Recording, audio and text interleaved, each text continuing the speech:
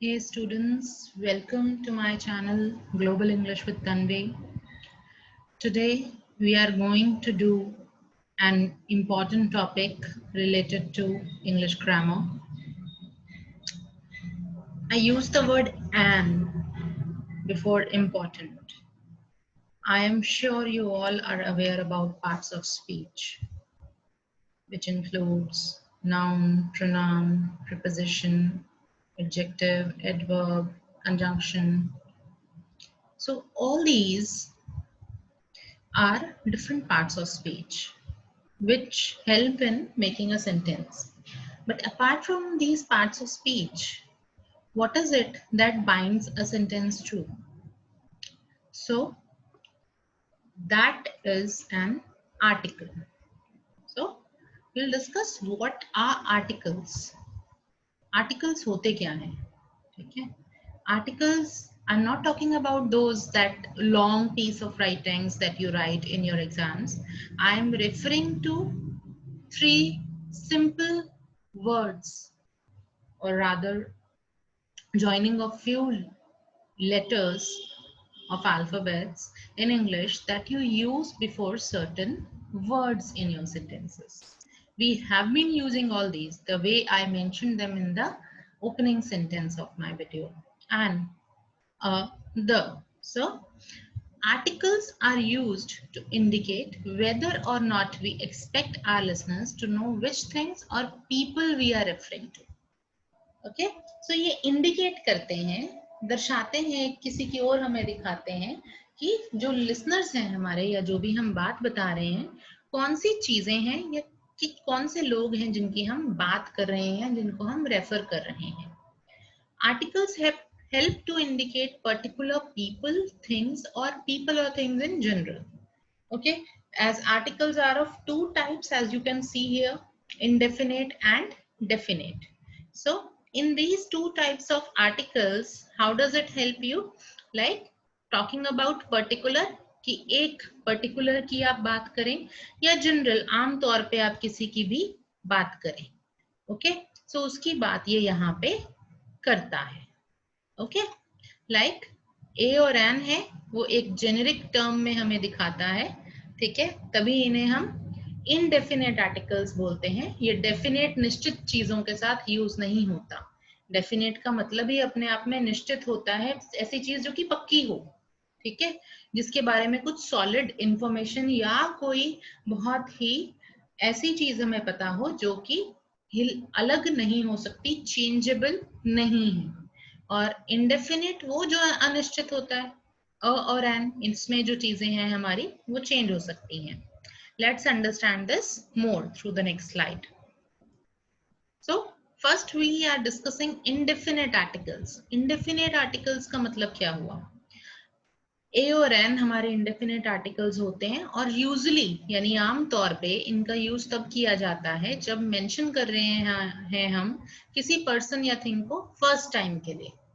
For example अगर मैं आपको बोलूं कि a man that I met was very interesting. The man told me about his life. ठीक है, सो मैंने पहले अ मैन कहा क्योंकि एक आदमी की हम बात कर रहे हैं, और फिर मैंने द यूज किया क्योंकि अब मैं उसी आदमी के बारे में फर्दर जो है इंफॉर्मेशन दे रही हूँ. तो पहली बार किसी चीज की हम बात करें, किसी पर्सन की या किसी चीज की हम बात करें तो हम द लगाएंगे. ठीक है, I ate an apple in the morning. The apple was rotten. Okay, so क्या होगा, हमने उस एप्पल की क्वालिटी जब बताई, दोबारा उसे रेफर किया सेकंड टाइम, तो हमने दी यूज किया क्योंकि अब वो एप्पल पर्टिकुलर हो गया. ठीक है, बट पहले मैंने एन कहा क्योंकि वो उस समय पर्टिकुलर नहीं था. मैं इन जनरल कह रही थी कि मैंने कई एप्पल्स होते हैं, सो आई एट एन, एक जो है वो कंज्यूम किया. You are referring to people और things unknown to your listener. कई बार ऐसी चीज जैसे कि मैंने अ मैन कहा तो वो अननोन है. ठीक है, नोन तभी हुआ जब उसके बारे में मैंने कोई डिटेल बता दी. You are referring to people और थिंग्स विच आर जनरल और नॉट यूनिक. ठीक है, ऐसी चीजों की आप रेफर कर रहे हो जो कि जनरल हैं, आमतौर पे होती हैं, यूनिक नहीं है। जैसे कि हमारे आर्टिकल्स ए और एन पहले ही बताते हैं इनडेफिनेट। तो जब भी कोई आमतौर पे बात की जा रही है किसी सेंटेंस में और उसके आगे ब्लैंक है, ठीक है, किसी नाउन के आगे, तो वहां पे आप ए या एन यूज करेंगे। Okay, like see here, it's look there is a cat under my car. ठीक है, किसी एक जनरल कैट की बात की जा रही है, एक पार्टी में जा रहे हैं हम, उस पार्टी के बारे में पहले कोई डिस्कशन नहीं हुआ, so it becomes a party. Would you like a biscuit? ठीक है, so again it becomes, it we use a way. Okay, so a और एन का यूजेज अब देखिए आप। A is use before words that do not begin with the vowel sound. ठीक है, अ ऐसे शब्दों के साथ यूज होता है जो कि वाल साउंड के साथ यूज नहीं होते, और एन ऐसे शब्दों से पहले यूज होता है जो कि एक वाल साउंड के साथ शुरू होते हैं। और इसमें ध्यान देने की बात यह है कि वाल साउंड की हमें बात करनी है। ओके, आप देखोगे तो ये 5 वाल साउंड्स लिखे हुए हैं जो कि हम फ्रॉम द वेरी बिगिनिंग जब हम इंग्लिश पढ़ना शुरू करते हैं तभी से जानते हैं, ए ई आई ओ यू। ओके, ये लेटर्स ऑफ अल्फाबेट्स हैं जो आपको शब्दों के आगे लिखे हुए दिखाई देते हैं। बट कभी कभी आपने नोटिस किया होगा कि एन जो है, हर एक इनके साथ भी, इन पांचों में से कोई एक अगर आ रहा है किसी वर्ड में, किसी नाउन में, तो उसके सामने भी एन का यूज हमेशा नहीं होता। वो क्यों नहीं होता? ठीक है, क्योंकि written vowels are not pronounced with the vowel sound all the time। ठीक है, written vowels यानी कि अगर मैं कोई वाल वर्ड लिख रही हूँ, हमेशा उनका साउंड जो है वाल का नहीं निकलता। वाल साउंड्स का क्या मतलब है?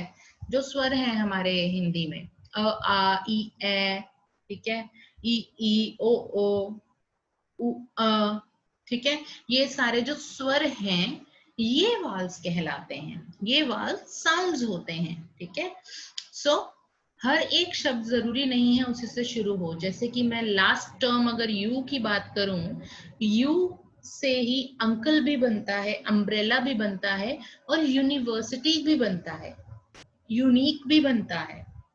सो यू के ही 2 तरह के स्वर हैं। ठीक है, और कई जगहों पे कोई वर्ड हमारा साइलेंट भी हो जाता है, ठीक है, प्रोनाउंसिएशन के वक्त। सो अकॉर्डिंगली हमें एन का यूज करना है, तभी करना है अगर हमें स्वर की साउंड शुरुआत में आ रही है। ऐसे ही वाइसी वर्सा, if you talk about, there are certain words, that certain nouns that have the use of a vowel sound in the beginning of the word. However, the written word that you would see will be a consonant। जो written होगा शब्द वो consonant होगा। ठीक है, जैसे कि R, ठीक है, H लिखा हुआ है but H is silent। ठीक है, honor, ठीक है, EU, ठीक है, EUROPEAN, क्या बना ये word?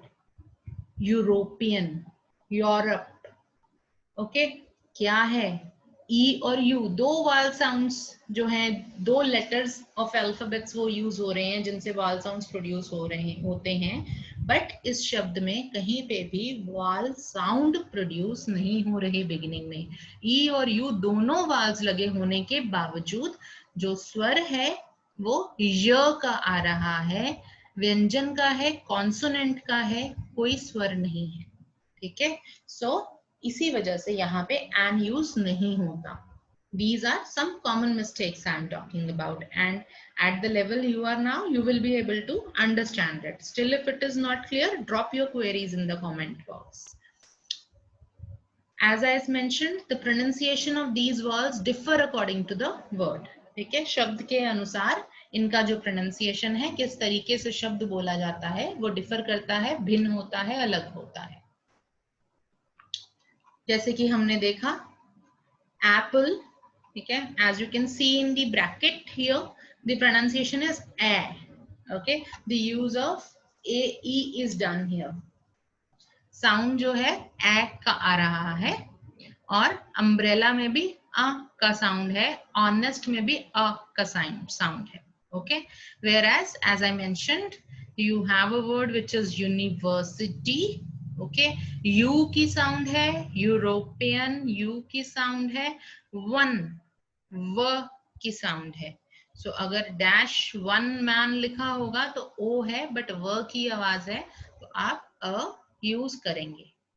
You have to write few more words like this in the comment box. कुछ और मैंने अभी अपने वीडियो में बोले हैं कुछ सेकंड्स पहले. You have to write few more in the comment box so that I know that you watched the complete video. Now the definite article. Okay.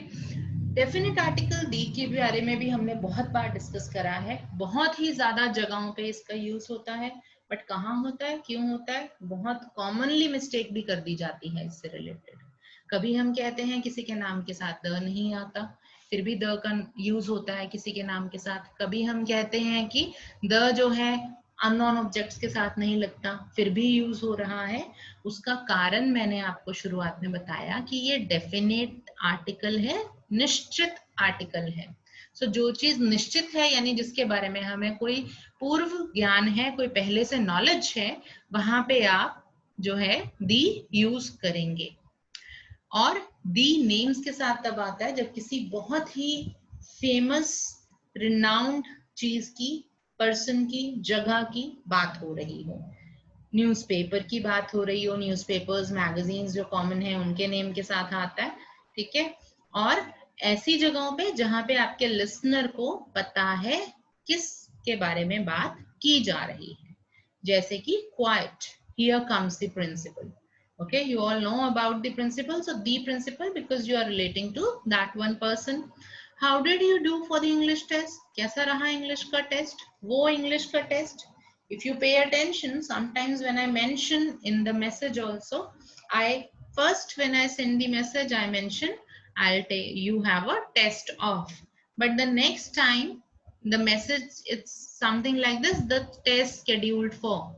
Okay, so how it changes from a test to the, because we have talked about it before. It is pre-known thing. Okay, so that is all about the articles, the main thing that relates to all the articles, all these three. However, if you have any queries, drop them in the comments box. As I said, your task is to mention all the words that start with letter of alphabets of vowel sounds but have produced some different sounds of consonant. Okay, the words with which an is not used. Okay, and you may also add some examples of the. Till then, keep learning, keep growing, as I always say.